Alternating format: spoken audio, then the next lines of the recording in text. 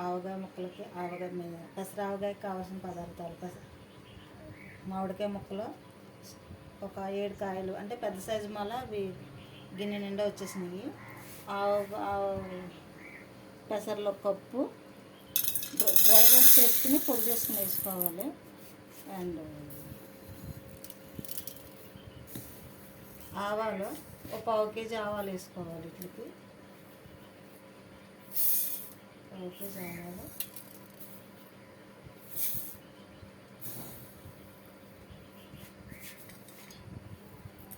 దీంట్లో 3 కప్పులు వేస్తున్నాం అండి, అంటే 1/2 కిలో వస్తాయి.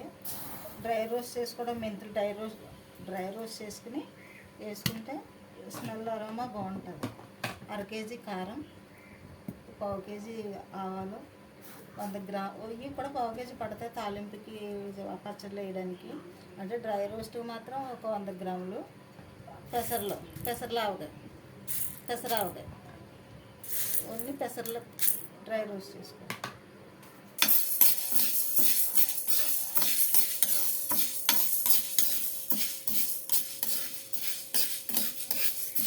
డ్రై రోస్ట్ చేసుకోవాలండి ఆవకాయకి. పెసర్ల ఆవకాయ కాబట్టి డ్రై రోస్ట్ చేసుకుని పక్కన పెట్టుకోవాలి. తర్వాత నెక్స్ట్ మెంతులు రోస్ట్ చేసుకోవాలి. చేసుకుని పౌడర్ చేసుకున్న తర్వాత ఆవకాయలో కలుపుకోవడం. బ్రౌన్ కలర్ వస్తాయి. బ్రౌన్ కలర్ వచ్చిన తర్వాత తీసుకోవాలి. తీసుకుని మళ్ళీ ఇవి వేసుకోవాలి. మెంతులు వేసుకుని అవి డ్రై రోస్ట్ చేసుకోవాలి. బ్రౌన్ కలర్ వచ్చే వరకు ఇవి కూడా అలాగే డ్రై రోస్ట్ చేసుకుని పెసర ఆవకాయకి అన్నీ రెడీ చేసుకోవాలి. ఇంగ్రీడియంట్స్ అన్నీ రెడీ చేసుకుని పక్కన పెట్టుకుని అప్పుడు స్టార్ట్ చేసుకోవాలి. కలుపుకోవాలండి. కేజీ ఆయిల్ పోసుకోవాలండి. ముందర తాలింపుకి ఆయిల్ కాసుకుని పోసుకుంటే బాయిల్ చేసుకుని వేసుకోవాలండి. ఆయిల్ వేసుకుంటే పచ్చడి పాడవదు. కేజీ మినిమం కేజీ పావు ఉంటుంది తాలింపులు కావాల్సిన పదార్థాలు.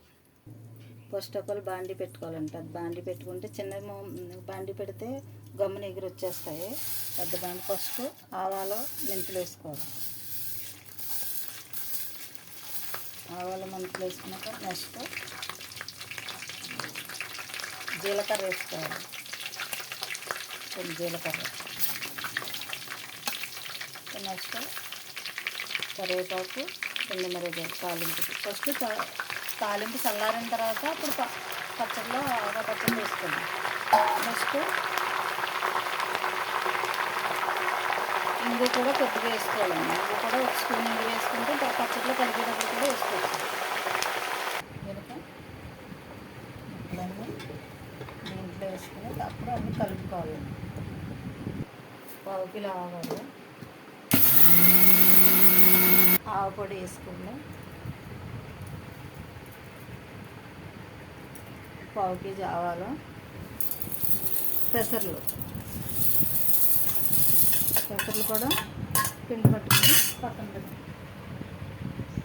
లైట్గా పెసరపిండి పెసర్లు మిక్సీ కొట్టుకుని మెంతులు డ్రై రోస్ట్ చేసిన మెంతు పిండి చూసుకోండి. ఇలా వేసుకోవాలి. వెల్లుల్లి, ఉప్పు 1/2 కేజీ ఉప్పు వేసుకోవాలి. వెల్లుల్లి, ఉప్పు, రాళ్ళు ఉప్పు మిక్సీ కొట్టి వేసుకోవాలి. పాయల కింద వేసుకోవచ్చు, ఎల్లుల్లిపాయలు రెమ్మల కింద ఇలా మిక్సీ కొట్టి కూడా వేసుకోవచ్చు. ఇంకో చూడండి, ఒక స్పూన్ తాలింపులో స్పూన్ వేసాను, దీంట్లో ఒక స్పూను ఇంగు వేసుకుంటే టేస్ట్ బాగుంటుంది. ఓకే అండి. ఇంగు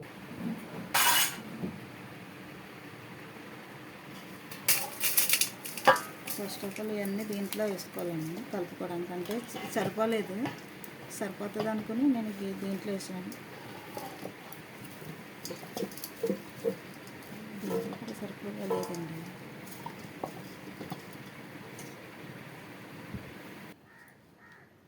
అర కేజీ కారం వేసుకోవాలండి. 1/2 కేజీ కారం,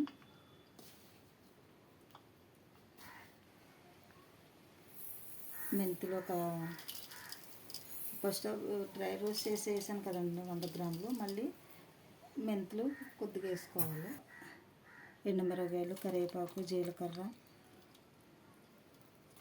మెంతులు, ఇంగువ అన్నీ వేసుకుని నూనె కాగాలండి. కాగిన తర్వాత ఇప్పుడు తాలింపు వేసుకుని కలిపి మళ్ళీ పక్కన పెట్టుకోవాలి. ఇవన్నీ వేస్తాం కదండి. వేసిన తర్వాత అంటే 10 కాయలు మామిడికాయలు 10 కాయలు అయితే ఒక్కొక్క కాయ అర కేజీ ఉందండి. అర కేజీ ఉండటం వల్ల ఈ బేసిన్ పుల్లుగా వచ్చేసింది. దీనికి అర కేజీకి 10 కాయలకి బేసిన్ నిండా వచ్చినాయి కాబట్టి పావు కేజీ మెంతులు, పావు కేజీ ఆవాలు, పావు కేజీన్నర నూనె, ఆయిల్ వేరుశనగ వేసుకోవాలి. వేరుశనగ వేసుకుంటే టేస్టీగా ఉంటుంది. ఇంగువ 2 స్పూన్లు ఇంగువ తాలింపు వేసుకుని, తాలింపు చల్లారిన తర్వాత అప్పుడు కలుపుకుని మనం వేరే దాంట్లో స్టోరేజ్ చేసుకోవాలి. స్టోరేజ్ చేసుకుని కలుపుకుని 3వ రోజునే మనం కలుపుకోవాలండి. కలుపుకుంటే టేస్ట్గా ఉంటుంది. జై శ్రీరామ్, జై హింద్. చూడండి, దీంట్లో మనం కలిపేసిన తర్వాత పచ్చడి దీంట్లో స్టోరేజ్ చేసుకుని మూత పెట్టుకుని 3వ రోజునే కలుపుకోవడం అండి. చూడండి, ఆయిల్ అన్నీ వచ్చేసినాయి. భారతమాత, జై శ్రీరామ్, భారతమాత నమోస్తుతి, జై హింద్.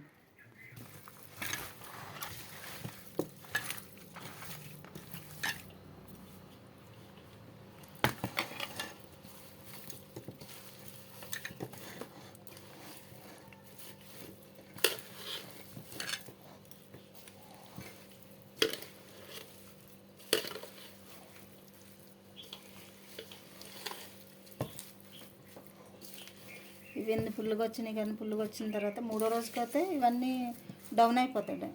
ఇంత ఫుల్గా ఉండదన్నమాట, డౌన్ అయిపోతాయి.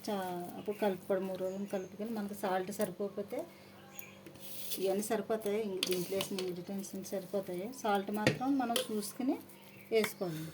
పావు కేజీ సాల్టు, పావు కేజీ ఆవాలు, పావు కేజీ మెంతులు, 2 స్పూన్లు ఇంగువ, తాలింపు సరుకులు. జై శ్రీరామ్, జై హింద్, జై భారతమాత నమోస్తుతి, జై హింద్.